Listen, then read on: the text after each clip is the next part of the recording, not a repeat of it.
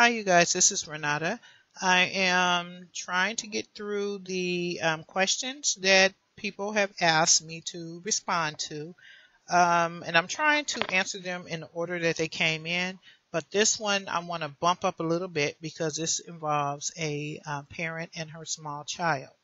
And her question is, she says, "I'm scared to take my daughter to school, not knowing if they are in on it. There are perks at her school. The principal, I just don't know what to do."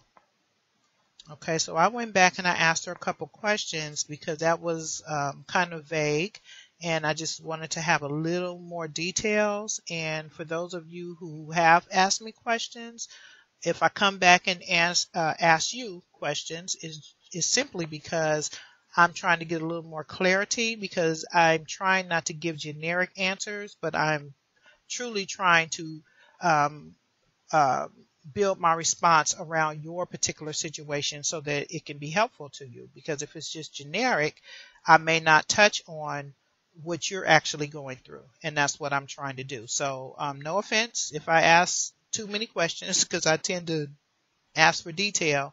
And if you're not comfortable answering the questions, then by all means don't. But I just want you to know the reason why I usually come back with a few questions. Okay, so I went back to her and I asked her things like, how old is your daughter? What grade is she in? What's her personality type? Do you think that she's targeted? Does she know about targeting? And she came back with some answers. The reason why I wanted to know that is because I had no idea how old she was. I don't know if she's high school, middle school, kindergarten. I just didn't know. So I wanted to ask those questions. And she came back and said that she does not think that her daughter is targeted, that her daughter is 7 years old. She's in the second grade. And as far as her personality type goes, she says that her daughter is very soft spoken and she's kind of a shy young lady. And she goes on to say that when her daughter comes home from school, that her daughter usually tells her that she had a good day, and she feels that the daughter's teacher is very nice and that she's genuine. But her main problem is with the principal. She says the principal gives her the creeps, and she says that he doesn't say anything to her, but when she goes to pick up her child and she gathers on the schoolyard waiting for class to be dismissed with the other parents, and I'm sure you all have seen that where the parents stand around, they wait for their children to get out of school. So when she does that, she says that the principal is usually there and he stares at her and he stares like he's gonna, stare right through her. And she says that other parents, that their purpose as well. And she says while the other parents, some of the other parents are waiting for their kids at the school, they're wearing certain colors, and we all know about the color stalking. And she says they walk really, really close to her, and there are some children that go to the school and they do the same thing. They do the color stalking and they walk close to her as well. And we know that they use children. Um, she goes on to say that she doesn't tell her daughter about targeting because she feels that it would be scary for her. And I totally agree with that because her daughter is only 7 years old, so that's too young. And she says she's trying to give her daughter as normal of a life as she possibly can, and that's really really good. I hope you continue with that because she is young, and she probably shouldn't know about targeting at this point. So I want to see if I can offer any kind of help. I can tell you that I can totally relate on a lot of levels with the things that she's saying about being targeted at the school and, you know, just kind of dealing with the parents and even the students they have targeting you. I can relate to all of that. The targeting with my children, now that I look back, started in the preschool, and it went all the way. through high school. And as you guys heard me say on another video, my youngest just graduated from high school this year and is now off to college. But we dealt with the targeting from preschool all the way through, and my son is older than her, so we dealt with it all the way through with him, and his was it was really very severe targeting with my son, and then we dealt with it again with my daughter. So I sympathize with you. I know how hard it can be just to do the slightest things at the school. I mean, there are activities that the parents have to participate in. There are some schools where the parents have to volunteer a couple times a week. There are performances, there, Halloween parades and all kinds of stuff, that you have to attend. Um, and another thing that this lady said is that uh, this week alone, she had a really hard time getting out of bed just to take her daughter to school. And what I want to say about that is, while I very much sympathize with you, I know that it is the stress and anxiety that is causing you to not even want to go up to the school. I can totally relate to that. However, I want to encourage you to make sure your daughter goes to school every day, unless there's a reason why she shouldn't go. I mean, if she's sick or a doctor's appointment or what have you, then that's totally understandable. But other than that, you want to go ahead and push through and get your daughter to school. Because if you don't, you'll be dealing with social services, because teachers are mandated reporters. They keep track of the children who are not in school on a regular basis. And so you want to make sure that social services never gets involved with your family, because it's not a good situation. Okay. So I want to really encourage you to make sure she's at school, even when you um, don't feel like you can deal with it. Just know that you can. Just drop her off like you've been doing, and then go on about your day. But it's really important. What people don't realize about social services is that they can be called without your knowledge, and most of the time they are called without your knowledge. They will go up to the school and take your child out of class and question your child, all without your knowledge. They have the authority to do that, and then you'll find out once it's already done. So you don't want that to happen. There have been situations where social services have spoken with the child without your knowledge again, um, and have removed the child. So you go up to the school to pick your child up, and they're gone. Social services have taken them. So, and I'm not saying that that will happen, but I'm saying you don't want to go down that road. So I know that it can be very difficult to have to deal with the targeting at the school, but many of us parents have gotten through it, so you can too. Okay. Now, moving on from that, as far as the principal um, staring, doing his his little stare tactic, that is to intimidate you. That is to make you feel uneasy. Um, and he and the parents and the children who they have perping you, they're all just playing on your insecurities, trying to see how they can get a rise out of you. And it's just like any other form of targeting outside of the school. Whatever you react to, they're going to continue with that. And they're going to try to break you down. They're going to try to get you to react in a certain manner at the school where they can ban you from the school. I have heard stories where targeted individuals have been banned from the school because they reacted in a manner that would make them look like they're unstable, and they will play on that and say, well, this person is a danger to be around the children. So you don't want to react in a negative way. And I'm not saying that you have, but this is just for anybody listening. And I'm just telling you the goal. One of the goals is not the only goal, but one of the goals of these people is to try to make you look unstable, to try to make all of us look unstable. So you asked the question if you were just being paranoid. No, this is really happening to you. This has really happened to many targets, but they want you to become paranoid so that you start doing and saying things that are odd or indifferent. So just be aware of that. Be careful. Um, and I was really glad to hear that you don't feel that your daughter is being targeted. So we'll just pray that it stays that way.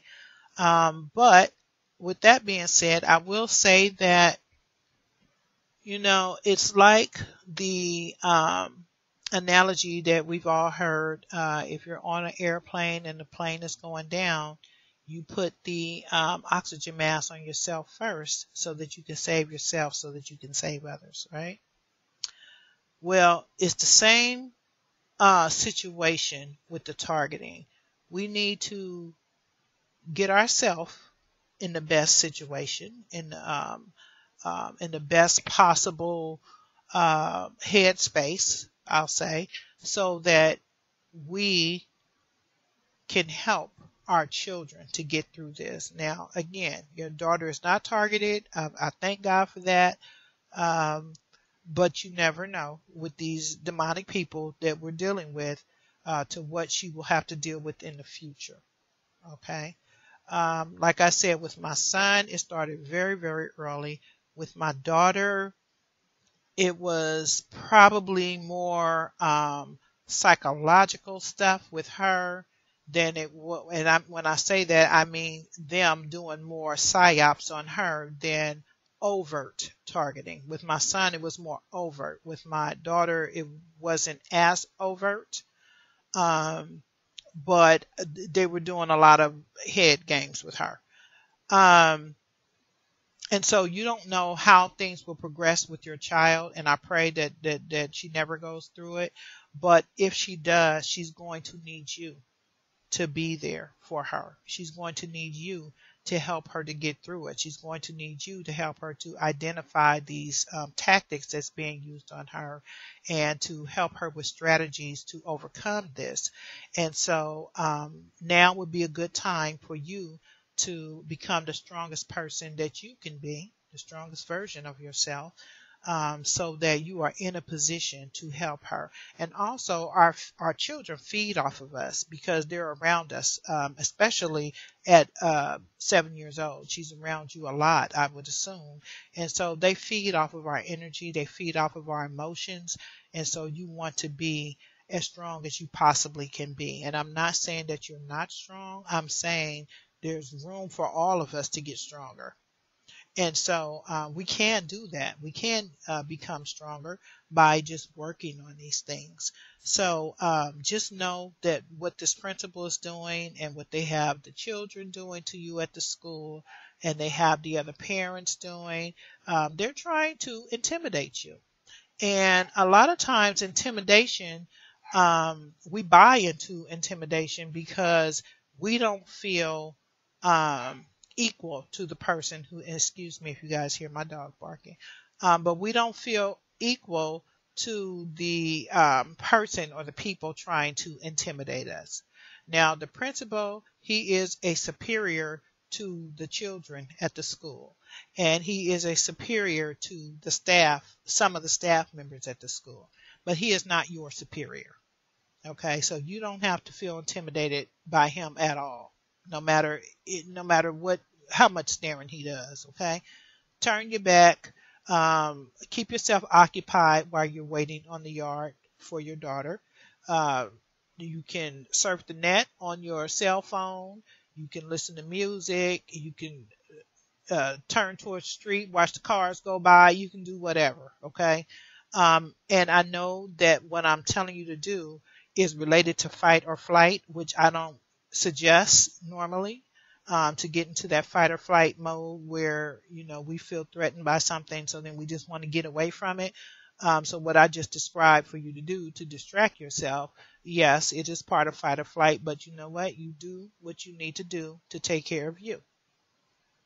Now, when I was targeted in the beginning and I didn't know that I was targeted, I used to cover my eyes. I would put my head down. If I was riding in the car with my husband, I would turn my head. I would cover my ears. I would do whatever I needed to do because I've always believed in protecting what goes in my head, what I allow myself to take in. So back then, and still now, actually, I was dealing with a lot of police harassment and I didn't know why. And so the police were constantly following us in the car and things. And I would turn my head. I would put my head down. I would close my eyes just so I couldn't see them because I didn't want that in my head. I didn't want to visualize it. I didn't want to deal with it. Yes, that was part of fight or flight, but that helped me at that time because I believe in protecting what goes on in my mind. So if this man is intimidating you until you get to that place where you want to be, strength wise, then do what you have to do. Turn your back, move away from him, do what you have to do. Eventually, you will get to the point where it doesn't matter if he's staring. It doesn't matter how close these people are walking to you, because that's one of the things you said. They like to walk very close to you. I deal with that too. It doesn't matter. You're going to get to that point where it doesn't matter. There should be a difference between TIs who don't know they're targeted.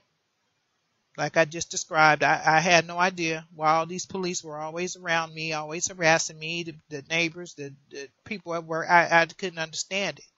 So I was reacting in a certain way. Like I said, I was turning my head, I was closing my eyes, I was doing all of that because I did not know. But that is what was protecting me. That was helping me to cope with it. Okay. But that was when I was an unknowing targeted individual. Now that I am a knowing targeted individual, I feel it is my responsibility to do what I need to do to strengthen myself. And part of that is me challenging myself every day, me giving myself positive affirmations, me telling myself it doesn't matter what people say.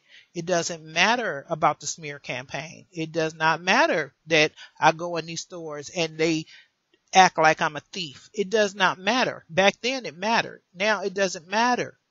It doesn't matter who's staring. I could care less. I really don't care. And you know why it doesn't matter? Because we know what it is. Back then I didn't know what it was. I know now. I can identify this. This is targeting. These are intimidation tactics. And then I give myself positive self-talk because that's what works for me. So whatever works for you. So when people try to intimidate me with the staring and with the whatever, I tell myself it's not going to work. Not today. That's not going to work because I'm going where I'm going and I don't care. You're going to be standing right there staring. Now watch me go because I'm going wherever I'm going. I'm going to do whatever I'm going to do. If I came here to pick up my daughter, I'm going to stand right here. I'm not going to go into fight or flight. Those days are over. I'm not going to do that. I'm not going to go run and hide and sit in my car. Or no, I'm going to stand right here and I'm going to wait for my child, just like you're waiting for yours. So these are the things that I say to myself. It helps me. Or I'll give myself a scripture. I'll say, God didn't give me the spirit of fear. He gave me peace. He gave me love. He gave me a sound mind, and I'm walking in that sound mind. Whatever they're trying to do is not going to affect my sound mind. So I don't know if those type of things will work for you because everybody's wired differently, but that helps me to get through my day-to-day targeting. And so we have got to continue to challenge ourselves. Get up every day, fix yourself up, take your daughter to school, stand there, and let them do what they do. That's one of the things we have to do. Accept people for who they are. That's who they are. That's the job you chose. You chose to believe a lie without coming to me saying, I heard this rumor. Is it true? You don't know anything about me. So that's what you chose to do, then that's what it is. We just have to accept it. That principal, don't worry about him. Don't worry about him. He's a perp, and that's what perps do. And that's another thing I tell myself. That's the job they chose. That's what they do. So you have to accept that, but you take care of yourself and you take care of your daughter and get yourself in the strongest space that you can possibly get into. Go to all of her activities. That's another thing they try to discourage you from coming to the school. Go to all of your daughters, anything that your daughter is involved in, try to be there. Force yourself. And you will be so proud of yourself once you've done it. Your daughter deserves you to be at every activity. She deserves to go to school every day if that's what you choose. Some people choose homeschooling. We did that for a while with my son. It didn't work out either. But she deserves to go to school. She deserves to go on play dates. And oh my gosh, I used to hate those play dates. I used to hate them. But I did it anyway. Um, she deserves to go to the birthday parties. She deserves to go on all the field trips. She deserves to participate in whatever, the Halloween parade, which I don't believe in that anymore, but I did back then, the Christmas, whatever, the stage plays, the after school activities, all of it. All of it. You should volunteer if you can. I don't know if you work or I don't know your situation. Volunteer to go on some of the field trips. And yes, they will be super duper uncomfortable. I guarantee you. Because they were for me. But I did it anyway. Because you want your daughter to feel special. That you're there. When my children would have the parties in the class, I'd send the little goodies, and there was a time or two where I went and I passed out the goodies. I hated it. I hated it, but I did it anyway. If your daughter starts having issues with any of her teachers, you said this one is nice, that's good. But if she starts to have any kind of problems, pop up at the school. I used to pop up. I popped up so much with my son when he was around your daughter's age. I popped up so much that they made a rule that the parents couldn't pop up anymore. But I popped up anyway. I didn't care because that was my child. So you do what you do to make sure that she's okay. But as I said, you have to take care of yourself first. So if she ever comes to you at any point in life with this targeting stuff, you will be able to help her through it. Okay? So I hope that this was helpful for you. God bless and stay strong, and just know that there are many parents that can relate to what you're going through with the school. Okay, thank you for listening. Please leave your comments in the comment section. Any encouragement that you guys may have for this lady, any kind of suggestions, any situations that you've gone through at your children's school. Please leave the comments for her to be able to read and to get encouragement from. Thumbs up this video, leave your comments, and please subscribe to my channel. Thank you.